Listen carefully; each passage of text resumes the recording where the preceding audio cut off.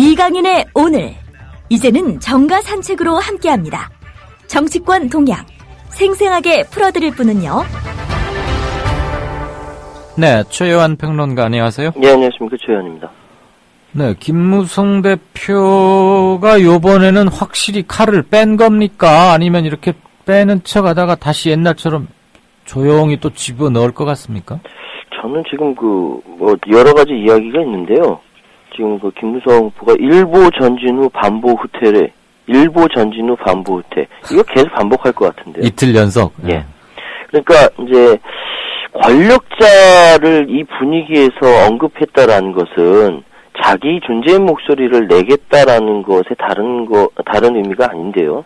근데 당연히 상대방, 그러니까 친박 쪽에서 반발을 예상하면서도 이틀 연속 권력자를 언급한다라는 것은 뭔가 준비하고 있는 거 아니냐, 예. 이렇게 예상할 수가 있고요.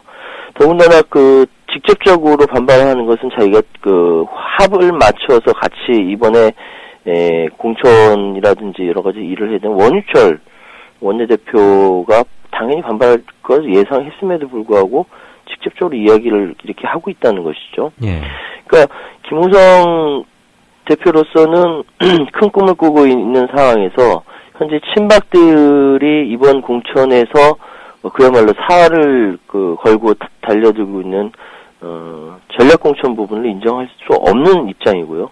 그런데 지금까지 계속적으로 약속을 해왔던 김무성 대표로서는 상향식 100% 상향식 공천을 하지 않으면 또 안 되는 입장이고, 이 왔다 갔다 하는 상황에서 그래서 짜는 것이 권력자라는 단어를 통해서 2보 전진 후 1보 후퇴, 2보 전진 후 1보 후퇴, 이걸 계속 진행하는 거 아니냐라는 생각이 들고요. 지금 친박계 쪽에서는 겉으로는 굉장히 강하게 반발하면서 이것이 선거에 직접적인 영향을 미치면 어떡할 것인가 하면서 자제하면서 발언을 하는 것이 나타나고 있습니다. 물론 이제 대놓고 서청원이라든지 이인재라든지 이런 사람들이 막 이야기를 하고 있지만 예전에 비해서 그렇게 세게 반발하는 것 같지도 않고요. 그렇기 때문에 공천룰을 두고 팽팽한 기싸움을 벌이고 있는 상황에서 전체 그림은 김무성 대표가 이야기하는 그림대로 그려지고 있는 거 아니냐라는 생각이 듭니다. 그러면서 지금 이제 인재 영입이냐 인재 등용이냐 단어 가지고 싸우는 거, 겉으로 보기엔 단어 가지고 싸우는 거거든요. 싸울 게 그렇게 없대요? 근데 이게 이제 우리가 보기에는 이게 인재 영입하고 인재 등용하고 뭔 차이가 있는데 이렇게 얘기할 수 있지만 김무성 대표의 상향식 공천제 100% 관철에 대한 것을 전제를 했을 때 인재 영입은 뭐랑 연결되는 전략 공천이랑 그동안 한 쌍이었거든요. 그렇지 않습니까? 네. 그렇다면 김 대표로서는 인재 영입을, 그러니까 김무성으로서는 인재 영입을 할 때마다 전략 공천을 부활시켜달라. 이 당사자와 이제 친박계의 요구에 바로 직면할 수밖에 없는 상황이 벌어졌고요. 그래서 이거는 이제 영입이 아니라 인재 등용으로 바꾸면서 프레임을 바꾸겠다는 거죠. 그러니까 또 얘기하기 인재 충원이라고 해도 되다. 이렇게 이야기를 했던 것이고요. 싸울 게 없는 게 아니라 자기 그림대로 이렇게 그리려고 하다 보니까 거기에 반박하고 있는 원유철과 부딪히고 여러 가지 이야기들이 많이 나오고 있습니다. 김무성 대표 입장에서는 속으로 이러겠네요. 네. 어이, 유철이 많이 컸어. 그렇죠. 당연하죠. 예. 저도 사실 원유철 원내대표가 됐다라는 맨 처음 소식에 깜짝 놀랐는데요. 지금은 친박계의 핵심으로 신박이라고 하지 않습니까? 자기 역할을 제대로 하고 있는 상황입니다. 근데 방송 무슨 심의위원회인가에서 친박이니 진박이니 이런 말 쓰지 말라고. 네. 그러면은 친노 비노도 쓰면 안 되겠네요? 아니 친박 진박 졸박 원박 쪽박 멀박 없나? 멀박 이런 거 쓰지 말라는 게 결국은 어떤 분이 굉장히 그거 듣고 기분 상해하시니까 그렇죠. 그러라는 거 아닙니까? 그러니까 방송부터 시작해서 모든 것이 다 이렇게 편파적이니까 여기에 대해서는 제가 더 말씀 안 드리겠습니다. 그러면은 친안 반안 이런 건 돼 안 돼? 그런 건 없나요? 헷갈려.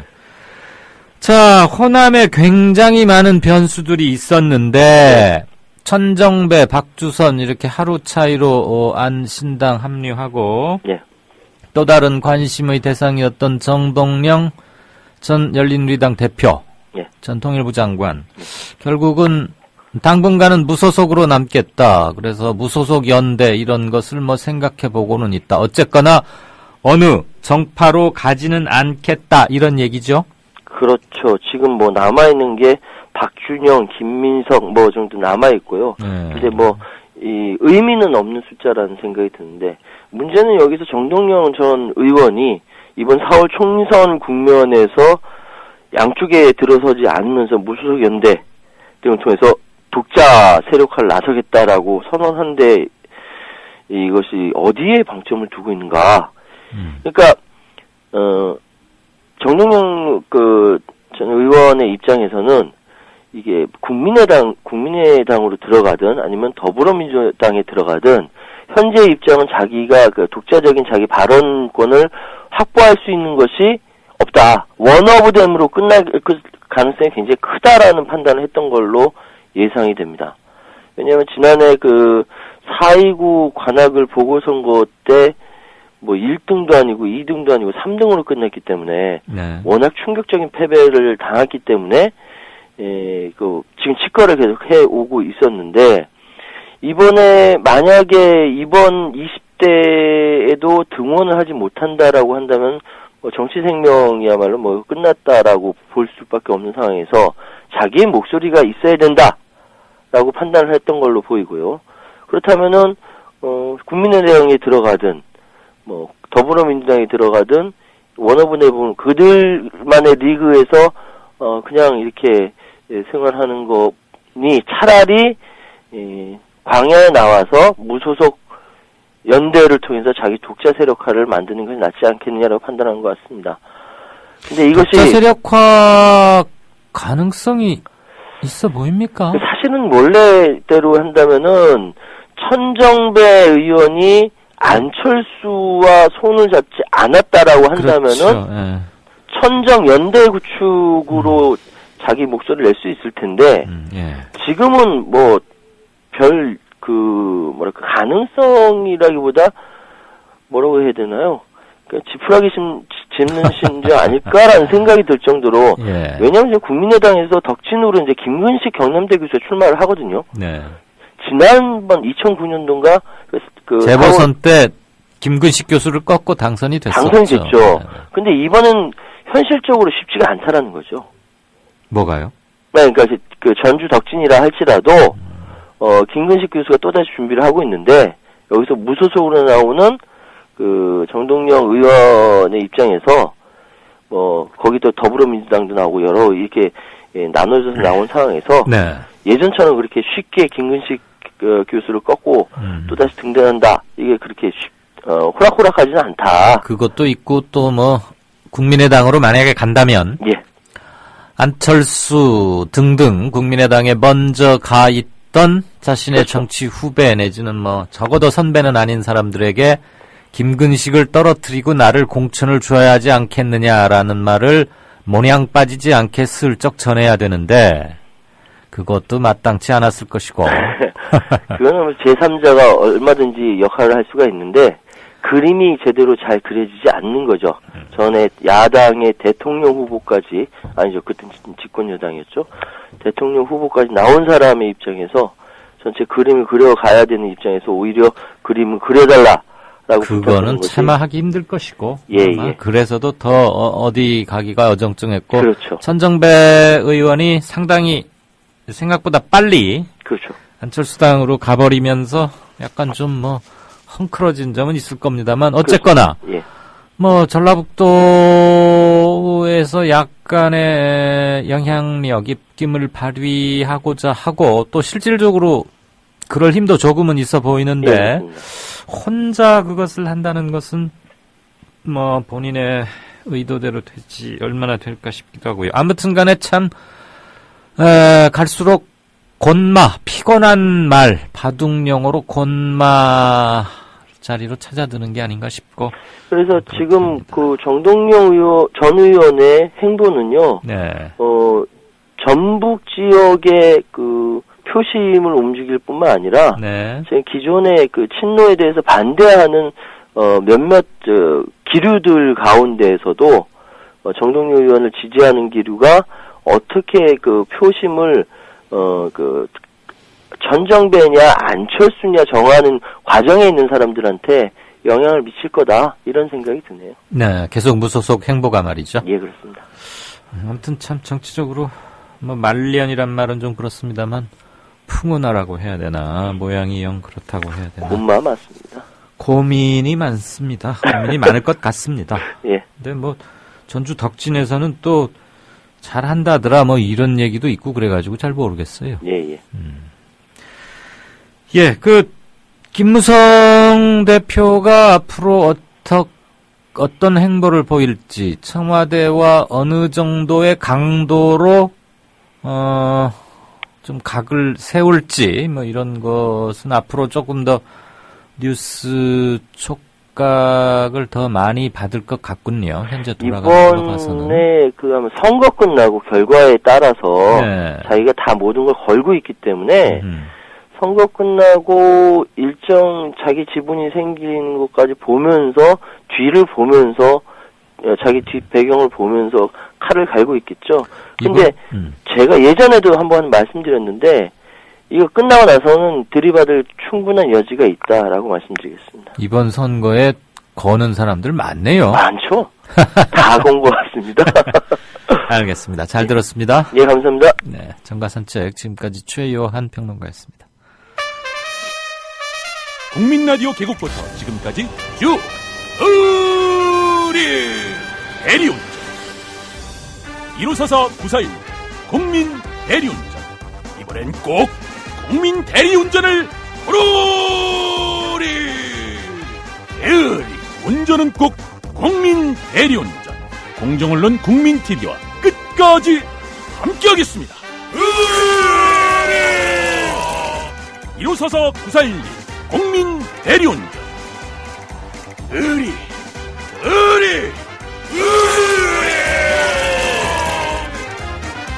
1544 941 국민 대리운전 월간 다운로드 수 1000만 팟캐스트계의 에이스 국민 라디오가 광고주를 찾습니다. 직접 찾아서 선택해 듣는 방송, 청취 몰입도가 높은 방송, 지상파 케이블 광고와 차원이 다릅니다. 부담 없는 가격, 소비자의 열띤 반응, 전혀 다른 광고의 블루오션을 경험해 보십시오. 국민라디오 @gmail.com으로 문의해 주시면 상세히 안내해 드리겠습니다. 네, 5시 54분 막 들어왔습니다. 게시판을 아마 이번 주는 통 못 봤던 것 같기도 하고요. 모처럼 좀 보겠습니다. 4분 정도. 주명아빠님. 김무성이 2보 전진의 1보 후퇴라고요? 그건 너무 점수가 후한 거 아닙니까? 잘해야 1보 1배 정도? 1보 1배. 낮은 포복으로 무궁화 꽃이 피었습니다 하는 거죠. 술래는 다 알다시피 그분이고요. 예. 1보 1배. 의미심장하십니다. 러브2. 김무성과 새누리의 협잡이겠죠? 새누리당에 짜고 치는 고스톱. 더민주와 야당 관련 뉴스가 쏟아져 나오니까 관심을 돌리기 위한 꼼수로 보입니다. 싸우는 것처럼 보인다고 좋아하지 말자. 뭐 이런 얘기시네요. 뭐 정답은 없는 거고 다 사람이 1000명이면 1000개의 관점이 있습니다만 글쎄요, 뭐 이렇게까지 머리를 돌렸을 거나 저기 할 것 같지는 않고요. 갈등 요소는 분명히 있죠. 그리고 더 밀리면은 자기가 말만 당대표고 그렇지만 아무것도 아니다, 아무것도 아니게 될 거라는 위기의식도 좀 발동을 했을 거고, 자기의 영역을 어디서 어디까지다고 표시는 해두고 싶을 겁니다. 그거를 얼마나 막아낼 수 있는 힘, 결기, 배짱 그런 게 지금의 김 대표에게 있는지는 모르겠지만 개헌론 한번 꺼낸 이후로 계속 밀려왔고 세월호법 때 그랬고 유승민 파동 때도 그랬고 작년 9월 28일 추석 연휴 때 부산에서 문재인 당시 새정년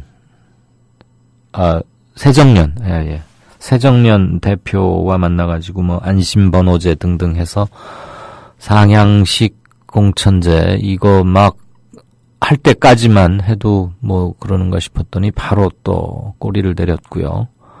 계속해서 밀리고 지고 굴욕당해온 연속이었죠.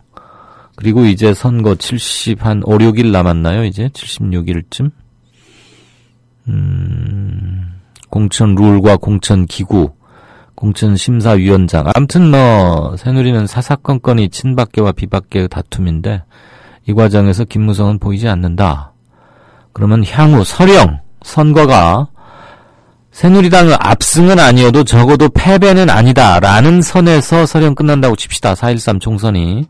새누리당이 자체적으로 계산하고 있는 압승의 숫자는 대충 짐작하실 거고요. 그 압승도 쉽지는 않겠지만 또 참패하기도 지금으로 봐서는 그렇게 뭐 참패하리라고 보여지는 않는데 이를테면 참패면 과반을 놓치는 거 되겠죠? 그럼 150에서 한 180석 사이 그 어느쯤 170 몇 석이면 그건 대단한 압승일 것이고 151, 2석 겨우 과반을 지켜낸다면 그것은 실질적인 패배에 가까운 뭐 이런 거 되지 않겠어요? 그랬을 때 김무성 대표가 입게 될 향후 어떤 정치적 압력, 처하게 될, 놓이게 될, 받을 압력 이런 것들을 본인 지금 생각해야 할 겁니다. 당연히 선거 이후 시나리오들을 짜고 있을 텐데 정동영 대표도 아마 무소속으로 남겠다는 것도 그런 것으로 보이고요.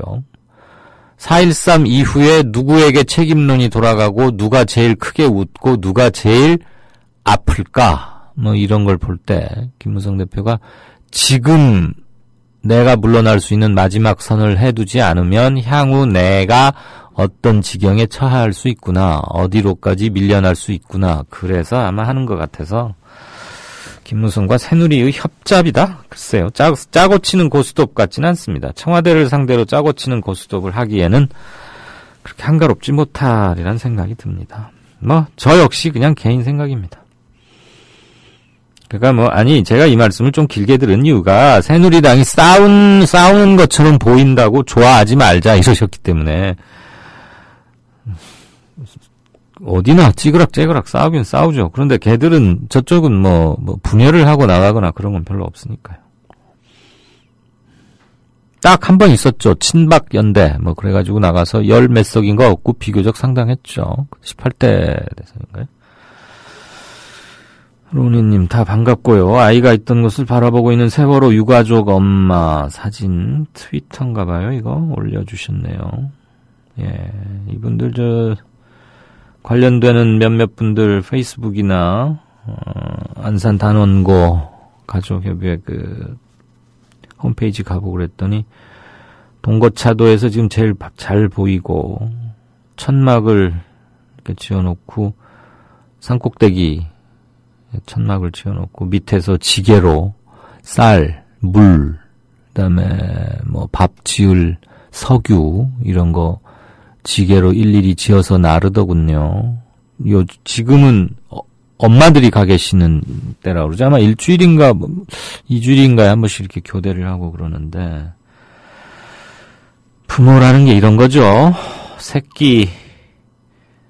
내 새끼가 지금 저 바다 어딘가에 있겠지. 예, 그 배 안에 있을 수도 있고 참 죄송한 얘기지만 어느 물살에 어떻게 하다가 아이의 몸이 엄마 아빠 곁으로 돌아오지도 못하고 하늘나라로 가서 편히 쉬지도 못하는 그 원혼 무서움 공포에 가득 묶인 채 죽어갔을 그 아이의 몸 몸뚱이가 어느 물살에 배 밖으로 쓸려 갔는지 사실 참 모를 일 아닙니까? 그 몇 킬로미터 바깥에 저 인망어선, 저 그물을 쳐놓았다고는 하지만 뭐 하나 빠져나갈 틈새 없이 그렇게 완전히 디펜스 하고 있지는 못할 거고요. 있기를 바라는 거죠, 그 안에. 어떻게든 9사람. 부모란 게 그런 거죠. 그저 할 일 없이 멍하니 저 바다만 바라보아야 하는. 왜 세월호 침몰 직후에도 그해 4월 새벽이나 밤은 참 추웠어요. 그래서 파란색 모포 뒤집어 쓰고 백목항에서 먼 바다 불빛 있는 쪽을 그냥 바라보는 엄마들의 뒷모습을 찍었던 로이터 통신 소속의 사진기자의 작품, 사진 생각들 나실 겁니다. 물을 넘긴들 크게 피로 가겠으며 밥을 넘긴들 살로 가겠습니까? 설을 또 여기서들 맞으시겠군요. 1년 전쯤 이맘때 백목항에 차려놓았던 떡국이 생각납니다. 박근혜 대통령 자리 끝까지 오지 않아서 떡국은 식어버린. 신가동 코브라님이 서울 게시판이라고 써서 올려주신 긴 글입니다. 그리고 조합원이 아닌 분들까지도 제가 읽어드리긴 좀 뭐한 겁니다만 좀 눈물겹고 갸륵하고 만감이 교차합니다. 한 번씩들 논아서 읽어주셨으면 좋겠고요. 배 판매 얘기 오는 거 보니까 명절이 다가오긴 하는군요. 김석기 용산, 근데 선거사무소 지지방문한 거 이런 것들에 대해서도 견해 주셨습니다. 저성과 내역 해가지고 대선 10대 공약 10가지. 근데 이행 정도는 이렇다. 평가를 보니까 모두 다 F네요. 다 F면은 어떻게 되죠? 정학인가요? 유급인가요? 뭔가요? 해고 통지서 이런 것도 보여졌고요. 네. 그동안 며칠 동안 게시판을 못 봤는데 며칠 전 것을 또 말씀드리려니 좀 구문인 것 같기도 하고 그래서 짬이 나시면 좀 스크롤바 올려서 읽어주셨으면 합니다. 진짜 인터뷰 넘어가겠습니다. 월간 다운로드 수 1000만, 팟캐스트계의 에이스, 국민 라디오가 광고주를 찾습니다. 직접 찾아서 선택해 듣는 방송, 청취 몰입도가 높은 방송, 지상파 케이블 광고와 차원이 다릅니다.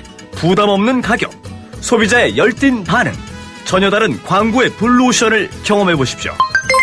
국민라디오 @gmail.com으로 문의해 주시면 상세히 안내해 드리겠습니다.